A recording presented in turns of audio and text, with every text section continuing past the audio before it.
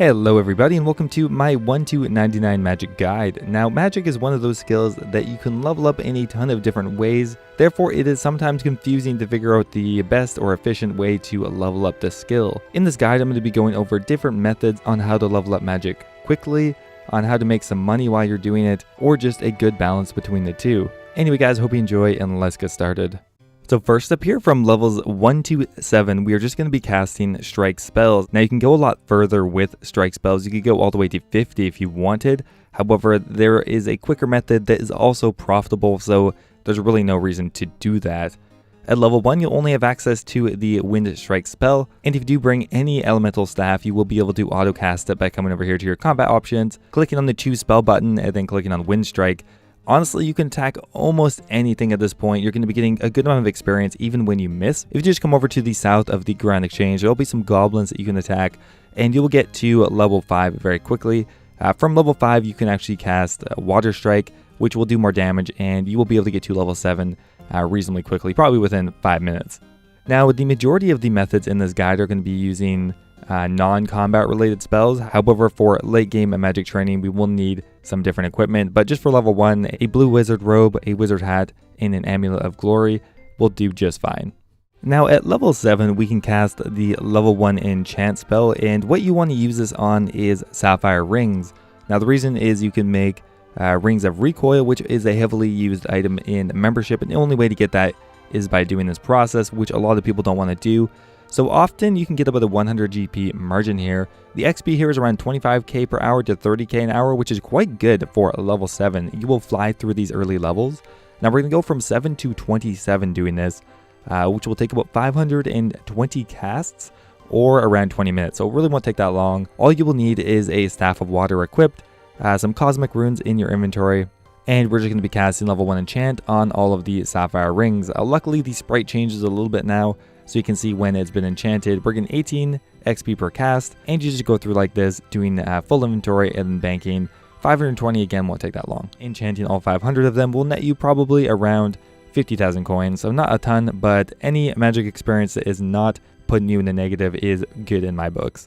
From levels 27 to 43, we're going to be casting the level 2 enchant spell. Once again, it is profitable to cast. Or here is around 50,000 to 60,000 XP per hour, which again is very good for starting at level 27. To get to level 43, we're going to need to cast the spell about 1,100 times, which will take around 40 minutes. So the only difference between the level 1 enchant is we need a staff of air, because the level 2 enchant actually takes air runes. Once again, we're enchanting rings to be creating the ring of dueling, which let's have a look at the profit right now. So it costs 872 coins to create the ring of dueling, and the ring of dueling right now is worth 948. So again, often you get between 75 and 100 GP per cast. So from 1100 casts, we're going to get around 100k in profit, which for the experience is quite good, and 40 minutes really isn't that long. From levels 43 to 49, the easiest way to level up, I think, is superheating iron ore. Now you can superheat other ores at this level, but I would recommend only doing iron ore because you will suffer the least amount of losses. Superheating iron ore can give you around 75k to 85k XP per hour. To get to level 49, we'll need to cast it 781 times, which is going to take around 30 minutes. 781 casts will cost us around 130k, so it's really not too expensive, and it's a very simple process. This time we have a staff of fire equipped and nature runes in our inventory. We click on the superheat spell and then click on the ore. Now another benefit here is you're also going to get smithing experience. If you're looking to get a little extra smithing experience, it's an easy way to do so, and it has a 100% success rate when you're doing this on the iron ore, so it's good in that way as well. Honestly, I'm not sure why more people don't superheat ore. It's really easy, not that expensive, and a quick way to get through early game magic levels. Coming up next is casting the Camelot teleport spell. Now this is kind of almost an alternative to the last method. I'm throwing it in here just to add more variety to the guide. The reason I'm splitting up these two is just because this is what I did when I was leveling up my magic. From 49 to 55, I cast the Camelot teleport spell. You're going to get a similar amount of XP per hour, around 75k to 85k. However, this method is going to be more expensive, but it's a lot more AFK because you don't even need to look at your screen, since your mouse is going to be in the exact same spot, so you can watch a movie or do whatever you want, and you barely have to pay attention. Where with the superheating method, you will have to click down and around your inventory, as you superheat the ores. So from levels 49 to 55, it's going to cost you around 370,000 coins, and it will take around 1 hour of game time, so only doing this for around an hour. So if you want something a little more AFK, doing the Camelot teleports will be easier. However, if you want the most cost-effective experience rate, I would continue superheating iron ore. Coming up next from levels 55 to 66 is tele alching Camelot. So from this point onwards, there's quite a few spells that can be cast in conjunction with the High Alchemy spell, which is castable at level 55. The reason for this is that you can do them in the exact same tick, which means you can cancel the animation and do both of the casts at the exact same time. The amount of XP per hour you can get doing this is around 120,000 to 130,000 XP per hour, which is quite good. From levels 55 to 66, it's going to take around 2,736 casts of both, which is going to cost around 740,000 coins. Now this can be accomplished with other spells, but it's easiest with the Camelot spell because it's so close to the High Alchemy spell. So all you really need to do, cast High Alchemy, teleport.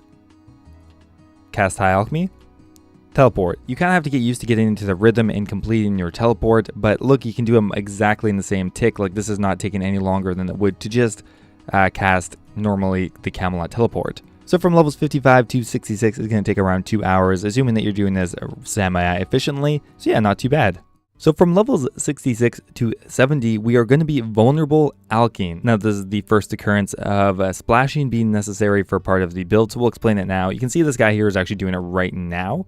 Now, splashing is intentionally missing your magical attacks. Now, the reason we are doing this is because if we successfully cast vulnerability, we will not be able to cast it again for a certain period of time. So we want to actually miss that. And if you have minus 65 in your magic stat or more, you'll miss it every time. Now, keep in mind, this will not affect utility spells or teleports or stuff like that. It's only attacking spells. So this is not going to impact our alchemy spell, but it will make us miss every time, which will make it so we get the optimal experience rates. So the easiest way to do this is to wear iron armor or any metallic armor. If you have a full helm, a plate body, a kite shield, a plate legs, any metallic boots, and green d'hide vambraces, you will actually have minus 68. Now we are wearing a mud battle staff because that covers the runes for the vulnerability spell, and we're bringing soul runes, nature runes, and fire runes in our inventory. So once again, we just need to find a low level monster. We're just going to do this gardener for no reason. We're going to cast the vulnerability spell and then quickly go ahead and alch something. Once again, we're going to cast the vulnerability spell and then quickly go. Okay, so make sure you turn auto retaliate off or else you will potentially attack your stupid monster. So once again, cast the vulnerability spell and then go ahead and alch something.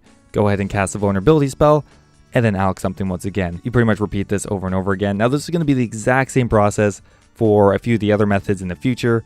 I'm doing this without sounds right now because I'm recording, so it's a little bit harder to get into the rhythm, but you'll know after a while the exact tick that you kind of need to cast this in, and you won't be missing any of your experience rates. So vulnerable alching will get you around 150,000 coins an hour, and to get to level 70, we'll need to cast it around 1,712 times, which is only going to cost 250,000 coins. This is very cost effective. That is assuming that you've found something more or less break even to alch.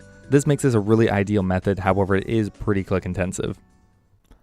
Coming up next, from levels 70 plus all the way to 99 is ice bursting maniacal monkeys. Now this is one of the most expensive ways to train your magic.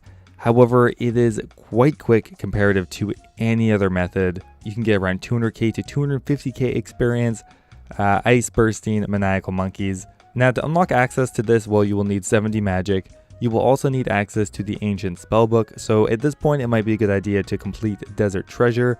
You'll get some magic experience, and unlocking the ancient spellbook is pretty necessary for the best high level mage training methods. Ice bursting will cost you around 900,000 coins an hour at Maniacal Monkeys. If you have not started Monkey Madness 2 and you only have access to the Skeleton Monkeys, it's going to cost you a bit more per hour, probably closer to 1 mil an hour. The reason for this is the Maniacal Monkeys drop prayer potions, which means you will not ever have to actually spend any money on your prayer. Your gear should be prioritizing magic damage boosting equipment, so stuff like the Occult Necklace, the Kodai Wand if you can afford it, and the Tormentor Bracelet, and other stuff like that. Secondly, you should be prioritizing your prayer bonus, because running around to pick up the prayer potions is going to reduce your experience rates. So the higher pro bonus you have, the higher XP per hour you're going to get. You do not need to bring any equipment that will increase your magical accuracy because these monsters have 0 magical defense, so it's going to just give you a negligible boost. You're much better off just bringing prayer gear. Going all the way from level 70 to 99 will cost you around 50 million GP just in the cost of runes, and it will take you around 55 hours. So 50 mil does sound like a lot, and there are some other methods coming up that will be cheaper. However, the thing I like about ice bursting is it's very AFK. While there are more interactive methods to bursting, you can also just run your guy in there, set on auto retaliate, and you'll get decent experience per hour. So some alternatives to bursting are at level 73, you can do enfeeble alching, which is very similar to vulnerability alching, which will earn you about 160,000 XP per hour. Also at level 80 plus, you can do stun alching, which will be one of the best bursting alternatives all the way to 99. Stun alching will get you around 170,000 GP per hour, and is still very cost effective because by using a mud staff, the cost per cast is only going to be 150 GP plus whatever it costs to alch. And the final option is at level 94, you can cast Ice Barrage on the Maniacal Monkeys. Now you're going to get around 300,000 to 350,000 XP per hour, which means from level 94 to 99, it's going to take around 16 hours. However, ice bursting is one of the most expensive magic training methods in the game, running around 1.5 to 2 mil an hour in GP that it costs. Generally, you can do about 1,000 casts per hour, and while your prayer potions are going to be paid for, the main cost comes from the runes, which will cost quite a bit. If you do have a Kodai wand, that amount will be reduced by a bit, but otherwise the exact same as bursting. While it's about twice as expensive, it is not twice as effective. If you're interested more in the GP per XP, it's going to be quite a bit higher. Anyway guys, that is about it. There are a ton of other methods to get 99 magic, so I might make a second guide sometime later if you are interested. There are a ton of methods on the Lunar Spellbook and just other methods overall. That is one of the most common and quickest ways to get 99 magic. Anyway guys, I hope you enjoyed the video. If you did, don't forget to leave the video a like. I always appreciate it, and I will see you next time.